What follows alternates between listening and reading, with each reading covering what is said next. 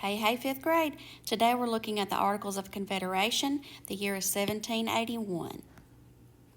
Objectives. You will identify the major inadequacies of the Articles of Confederation leading up to the Constitution. Identify major events leading up to the Articles of Confederation. The Articles of Confederation and perpetual union between the states, which is the original 13 colonies, was America's first written constitution. However, it had many flaws, hence the thumbs down. All right, we're going to look at the road to nationhood, what has led up to the Articles of Confederation. So in 1764 to 1767, the British Parliament passed a series of acts against the colonists, such as the Sugar Act, the Stamp Act, and Townshend Acts, which taxed colonists to pay for the British expenses. 1773, the colonists held the Boston Tea Party, in which they rebelled against the British tax on tea by boarding ships carrying the taxed tea and dumping cases of tea overboard into the Boston Harbor in Massachusetts.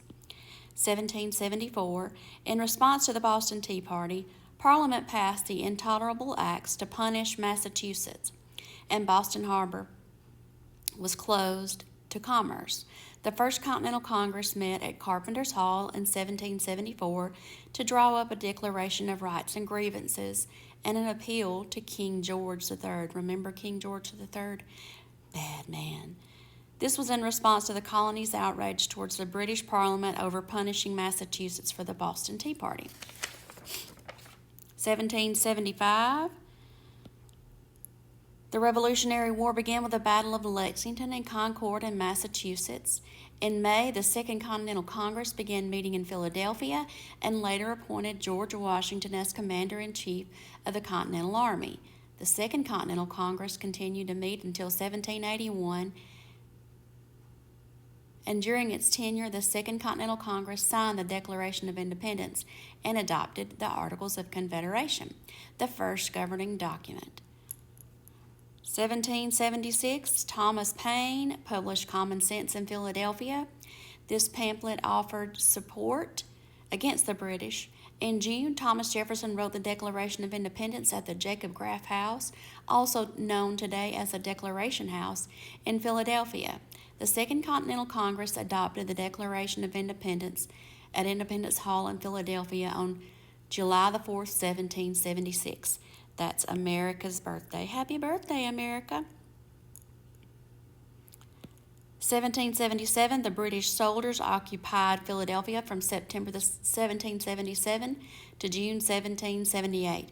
During their occupation, the British pillaged the city and many American prisoners of war died and were buried in Washington Square, 1 block from Independence Hall. After almost a year of debate, the Second Continental Congress approved the Articles of Confederation, establishing the first form of American government. 1778, Benjamin Franklin formed an alliance between the United States and France against Great Britain. France and Great Britain would then go to war against one another. 1781, in March, the Articles of Confederation went into effect after the ratification of the states. Articles of Confederation, originally written by a committee of 13 men from the Second Continental Congress. John Dickinson was the chairman and the primary officer. He served as the first This served as the first Constitution of the United States, officially established the government of the United States. You can see the 13 states here, 13 colonies. The colonies knew that they needed some form of official government that united all 13 colonies. Ratified. In order for the Articles, they had to be ratified. In order for the Articles to pass, they had to be ratified or approved. That just means approved. Thumbs up. By all 13 colonies, which occurred from 1777 to 1781. Short summary of the colonies: established the Union as the United States of America. The states' governments still had their own powers and were not listed in articles. Refers to the Union as a league of friendship where the states help to protect each other from attacks. People can travel freely between states, but criminals shall be sent back to the state where they committed the crime for trial. Establishes the 13 establishes the Congress of the Confederation, where each state gets one vote and can send a delegation with between 2 and 7 members. The central government is responsible for foreign relations, including trade agreements and declaring war. State must maintain a militia, but may not have a standing army. States may assign military ranks of colonel and below.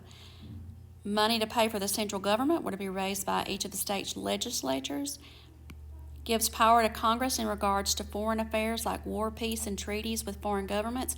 Congress will act as a court in disputes between states. Congress shall establish official weights and measures. Establish a group of the Committee of the States, which could act for Congress when Congress was not in session. States that Canada could join the Union if wanted. It stated that the new Union would agree to pay for earlier war debts, and it declared that the Articles were perpetual or never-ending and could only be changed if Congress and all the states agreed. It worked well for the newly formed country during the period of the Revolutionary War, but it had many, many, many flaws.